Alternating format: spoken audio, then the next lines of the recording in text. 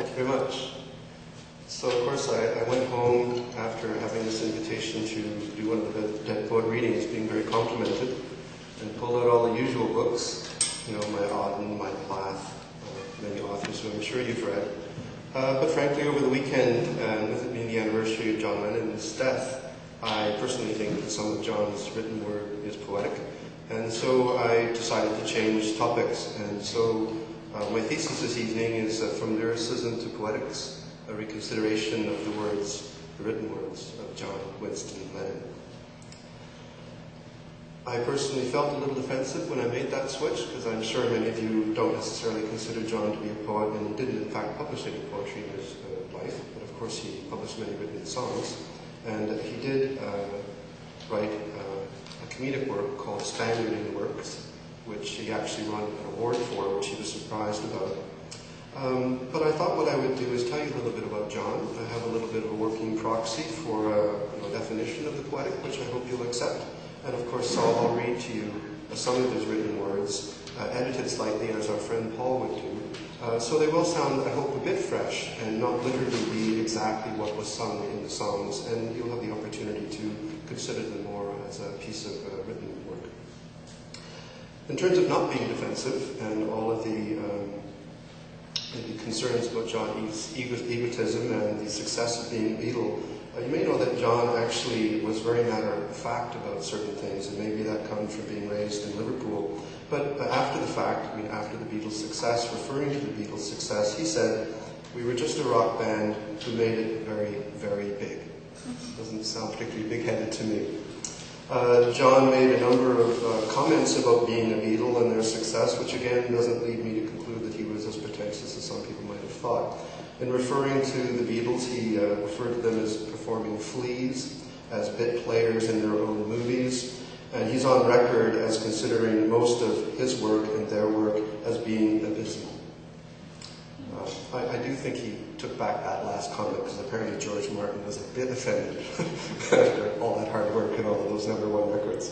But I understood John perhaps to be saying that he was actually frustrated and had a certain lack of fulfillment with his creative energies, and I'm sure you would all accept that he was a creative individual. And I wondered, like many people whose lives are cut short, many creative people, if he'd lived, whether he might have ever started to consciously write poetry as opposed to songs. And I thought I would turn to, as I mentioned, an examination of his work, and I put together a bit of a proxy.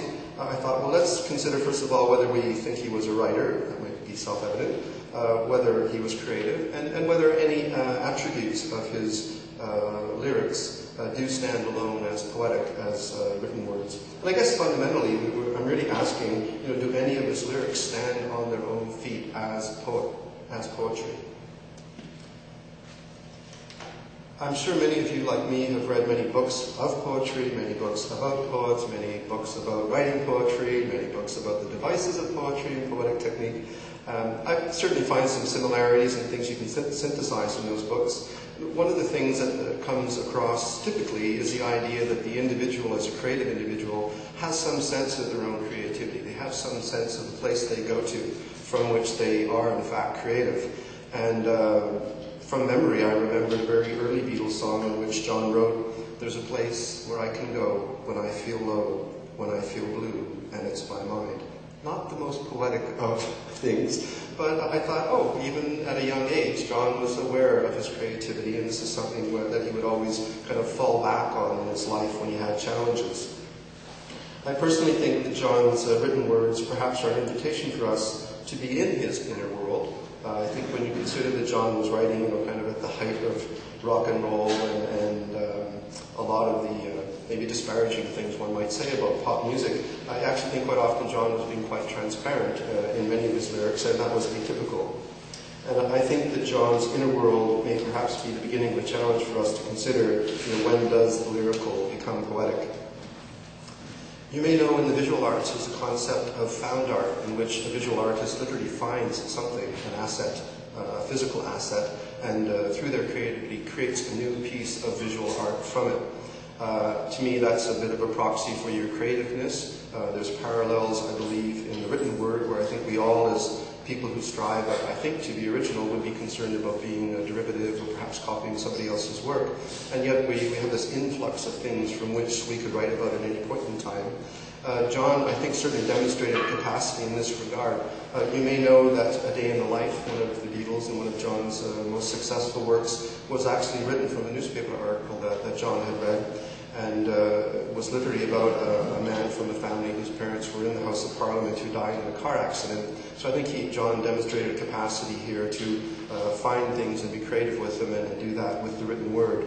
You may also know that a song from Sgt. Pepper's called Being for the Benefit of Mr. Kite, that John was quite disparaging about, was actually written from a poster celebrating a circus event, and that poster was from, I believe, the 1800s. And I know that John, like literally, didn't take all of the lyrics, but he did in fact write the lyrics of the poem himself. So I thought as a bit of an indication of John's capacity with wordplay, I would read to you from Being for the Benefit of Mr. Kite.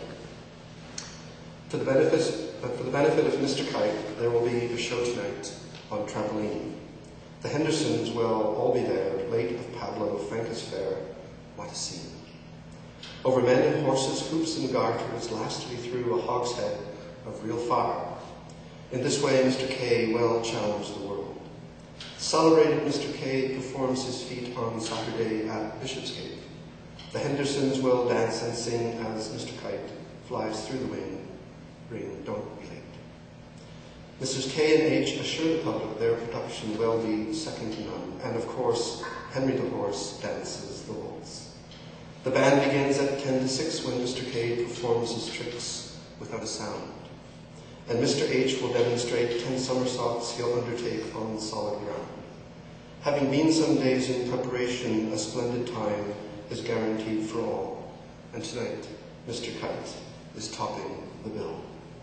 So I hope you would accept that that's a fair bit of creative writing from something that was in fact just a poster. And I know maybe a more conservative view of rhyme would say there were many inappropriate rhymes, but it still is fun and it shows a certain creativity and a certain wordplay, and I think approaches the poetic, but perhaps not arguably the most artistic of poetry.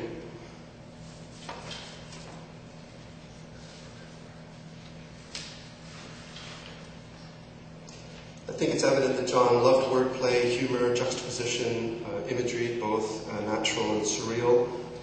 You may know there was a certain controversy around some of John's work in terms of his use of non-medicinal drugs. Many analyze the poetic and review the dynamic of creation, of when one as a writer is least self-conscious, least pretentious, most open, most transparent. The idea that we're writing in a very free way.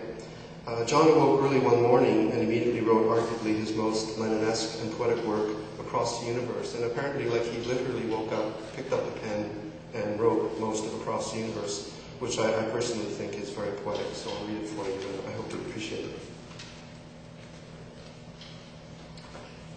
Words are flying out like endless rain into a paper cup, and slither while they pass, they slip away across the universe.